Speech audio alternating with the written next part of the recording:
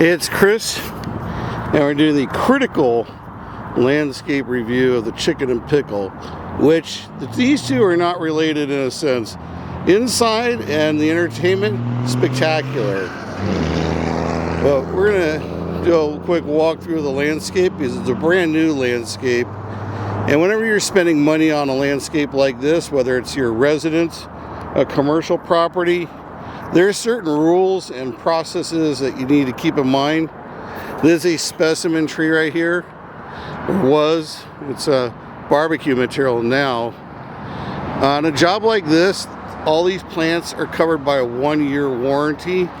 So the landscaper who installed this is almost 99% responsible for replacing that tree at no charge. And we see, again, our ugly foe, the weed fabric here. And we have a really low-end drip emitter. One of the problems with these emitters is they break easily after they've been in sunlight for a long time. The red is the drip emitter. For a tree, it really should be kind of a spray pattern. These emitters concentrate a lot of sodium from the hard water here in the desert right on that plant. We see another thing. This weed is sow thistle, so it's going to spread thousands of seeds throughout the gravel, which, because there's weed fabric, it'll just grow between the rock and the weed fabric. It'll root through the weed fabric, no problem, but it's hard to get a pre-emergent control when all you have is weed fabric and rock.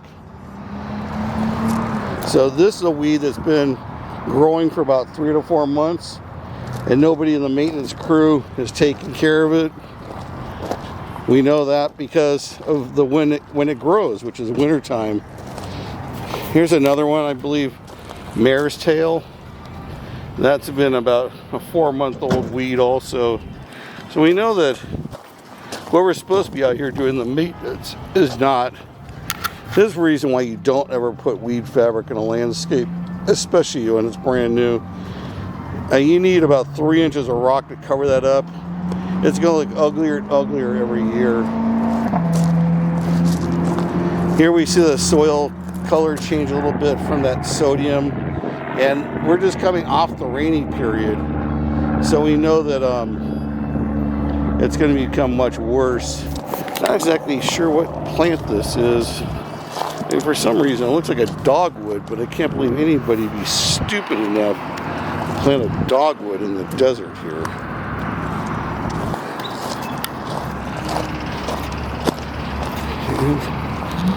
Yeah, there's no botanical tagging on here.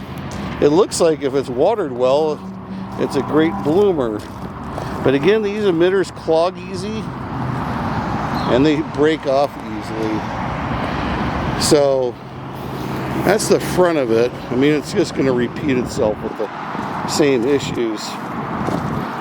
A little bit of weed action there. So wherever the emitters are in particular, there's going to be the weeds growing. In a heavy rain year, next year, there'll be weeds everywhere because the mare's tail and sow thistle are going to send seeds blowing throughout here. And then the winds will blow seeds into the landscape. You can tell the trees aren't getting the water they need because the limbs are drying out.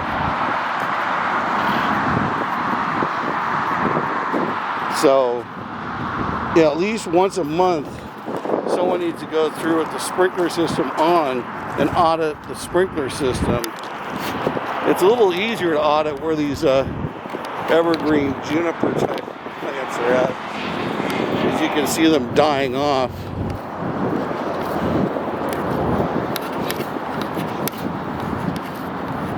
And I'm not going to walk the whole landscape because I'm just making an illustrative video out of a statistical audit of the landscape by just going through a few areas. Again, weed fabric is one of the most environmentally irresponsible materials to use because it does not stop weeds in a new construction area. You would only use weed fabric if you're going to be replacing a landscape in a very weeded area or where there was a Bermuda lawn. So we see that we need to get a lot more copper rose rock in here to cover up that. Again, there's been no effort to do any landscape maintenance.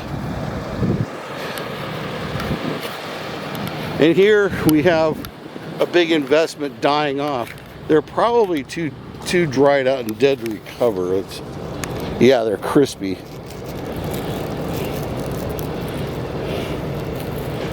So, a complete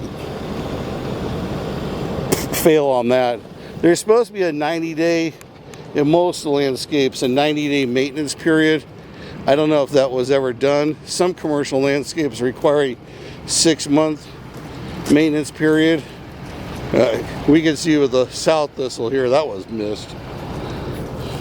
So we've got 4 or 5 of these junipers that are dead. And even last night when I was having a great time here, agave dead, more weed fabric issues. I could see in the night that the junipers were dying off. And nothing personal, but it is the operational manager of the facility. It would actually be, in my mind, his job to walk the grounds each day. I mean, it's nice to tend the bar, play the courts, keep an eye on the inside staff, but you should know well what's going on in your outside area either. It's hard to miss something that dead. Now, you got 2 dead ones there, another dead one.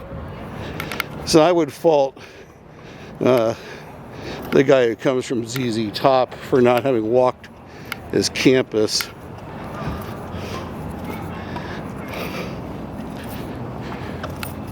So, hard to tell what's living and dead over here. But it should all be replaced. It should be replaced at the landscaper's expense.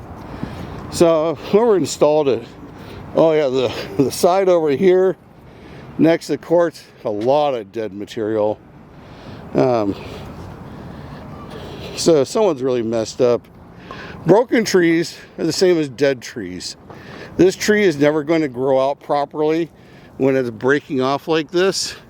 It should have been pruned back in such a way to withstand the wind.